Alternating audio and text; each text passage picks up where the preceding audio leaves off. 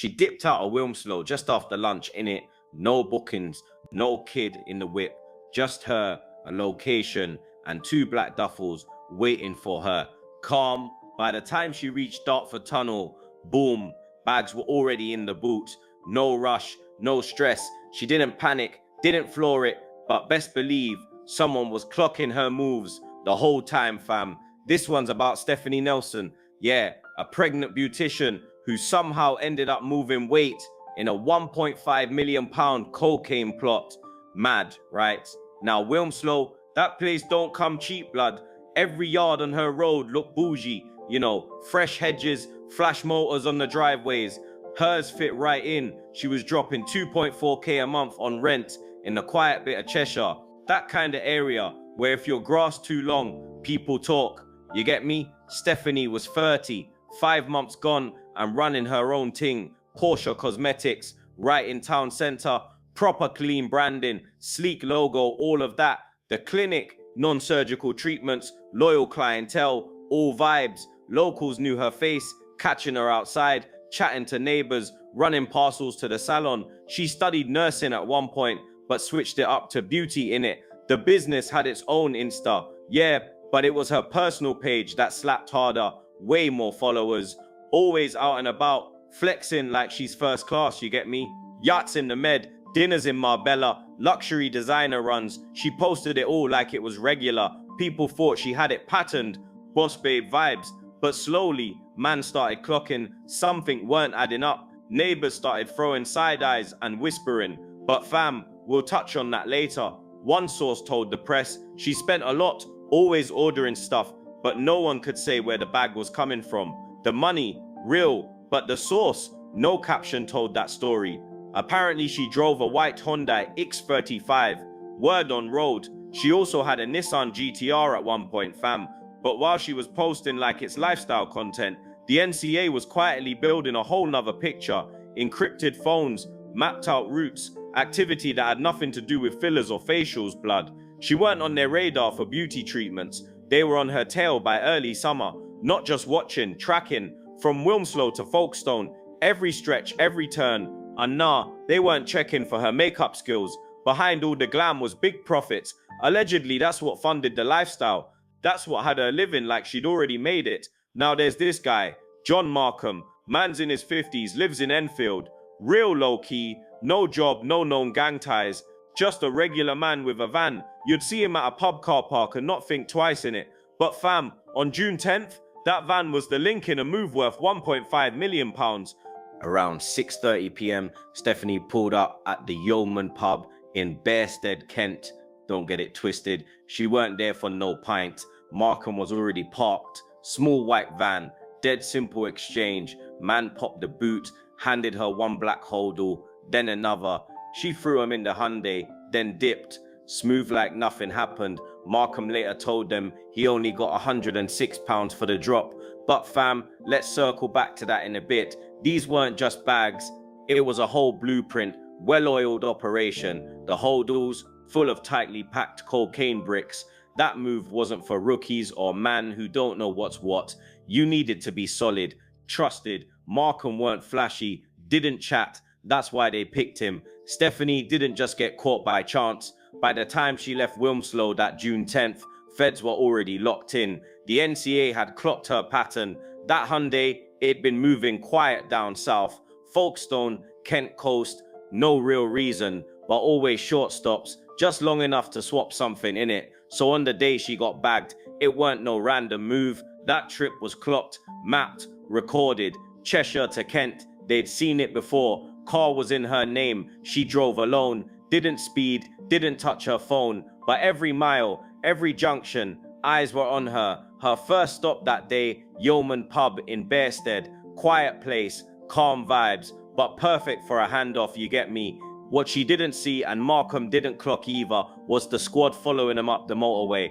NCA kept it cool, they waited. They weren't gonna pounce early, not till the bags were loaded, not till she was rolling with what they suspected and later proved was Class A. By the time she hit Dartford Tunnel, yeah, everything was in motion. Just before 7 p.m, Stephanie's Hyundai entered the tunnel. Kent police were posted, ready. They moved in, blocked her, pulled her over. She stayed calm, didn't act shifty, didn't argue, cooperated straight. Officers started the search. Boot looked clean, no dodgy panels, no obvious compartments, looked normal. But them lot didn't stop there. They took the car to Thurrock Services, needed a deeper search. That's where it all started, making sense, blood. That's when things started clicking, you get me? Man found a hidden compartment in the boot, proper stealthy. It was magnetized, fam. You couldn't see nothing unless you knew the exact combo. Engine had to be on, glove box popped, boom, the whole thing unlocked. Real secretive. Inside, 2 black holdalls, same ones them feds saw a collector at the pub, blood. Not a coincidence. Each bag, full to the brim, cocaine, bruv. 15 kilos, 83% pure, stamped premium 2020. That ain't no street level nonsense.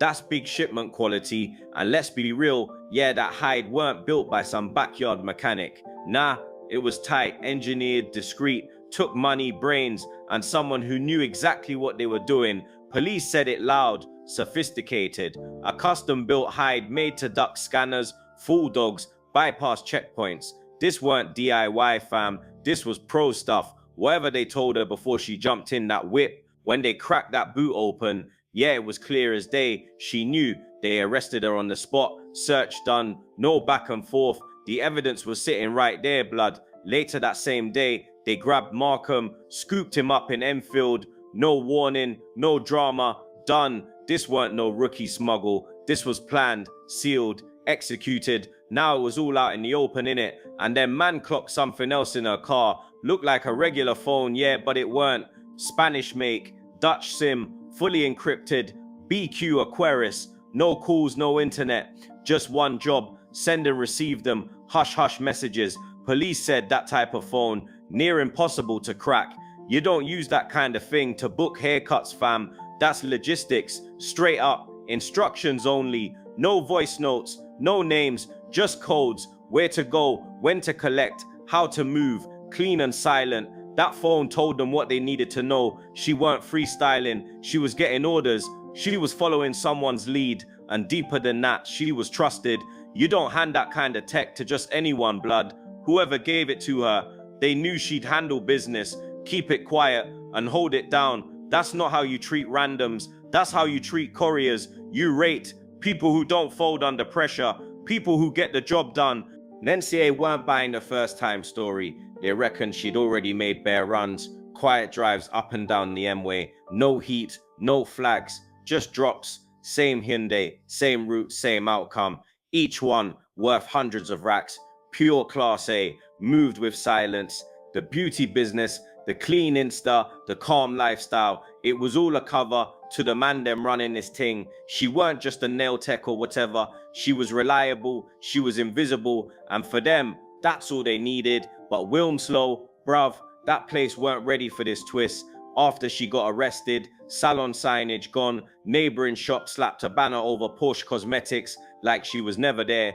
Online listings vanished too. Quick time, locals started talking. Shopkeepers told press they didn't clock nothing. Said they only found out when the papers dropped the story. One neighbor said she mostly kept to herself. Man was shocked. No one expected this, not from her. People looked at her and saw glam, clean clothes, polite vibes. No one expected someone running a beauty spot near the high street to be facing them kind of charges. Not for Class A, fam. Instagram said one thing, but real life, nah. The person behind the filters was sitting in a cell. News moved quick in Wilmslow. Clients, neighbors, salon owners, even randoms who followed her online. Everyone had the same question. How did this even happen? And how come none of us saw it coming? But now, the mask's off. Everything's out there. Fast forward to 11th July 2019, Maidstone Crown Court. Prosecutors dropped the whole file. They told the judge she weren't no pawn. She was a key player in a cross-country coke route. She picked it up. She hid it smart. She carried the encrypted phone. That wasn't by chance. That was method. Their case was solid. This weren't no scared girl running errands under pressure. This was a woman who knew what she was moving. Class A, with precision, with planning. Now her defense, they came with a different angle. Said her ex-man was violent. that he pressured her, that she didn't know what was in them bags, said she was scared, said he once bust her eye socket in it. They said she was vulnerable, 5 months pregnant, looking after her 7-year-old on her own. And yeah, she might have made a bad call, but she was desperate, bruised, alone. Her barrister painted her like a proper mum, fam. Said she came from a good home, law-abiding, just trying to fix her life. Said she was engaged, had plans, wasn't out here looking for trouble. Markham, he told his own story too. Said he weren't working, man was broke. Claimed he only got £106 to drop off them bags, and that he didn't even know what was inside. But prosecutors weren't having it, blood. They said the math weren't mathing. Man was living like he had a way bigger bag behind him. You get me? Nice lifestyle for someone who's unemployed. That raised eyebrows. They reckoned he'd done this before. Said it plain his role weren't no accident. It was on purpose, fam. Trusted, necessary. Judge Philip Statman backed that still. He said, yeah, she'd been through some madness, abuse and all that, but there wasn't enough to prove it was recent coercion. He called her moves deliberate, said she did it for the money, straight up. He added that both of them were key players, helped the game move safe and clean, said they were clearly trusted by the big people up the chain. John Markham, man was 53, got 10 years. They labeled him the handoff man. Stephanie Nelson, 30, also banged up for 10 years. Charge, conspiracy to supply Class A. The court called her a courier in a serious organized drug route. But hold up, story didn't end there, fam. December 2019, she's back in court. This time, proceeds of crime. Prosecutors said she made over £692,000 off this, big money. But when they looked into it, only £41.5 to her name, blood. Mad. The court later agreed on a revised figure, 10k, but they could only recover £41.5. That's all she had to give back. A whole operation, and that's what was left. Then COVID hit, jail system flipped upside down. Local news said she got temporarily released under early release rules, but she later went back in to finish the rest of her stretch. Manchester Evening News, Liverpool Echo, and The Sun covered it, but national news didn't confirm much, and court records ain't said anything new since. So now it's this, one run, 10 years, 41 quid to her name. What you reckon, fam? Was justice served, or did the system miss something? Let us know in the comments. For more real UK crime cases, hit subscribe, turn on your notifications, and stay locked in.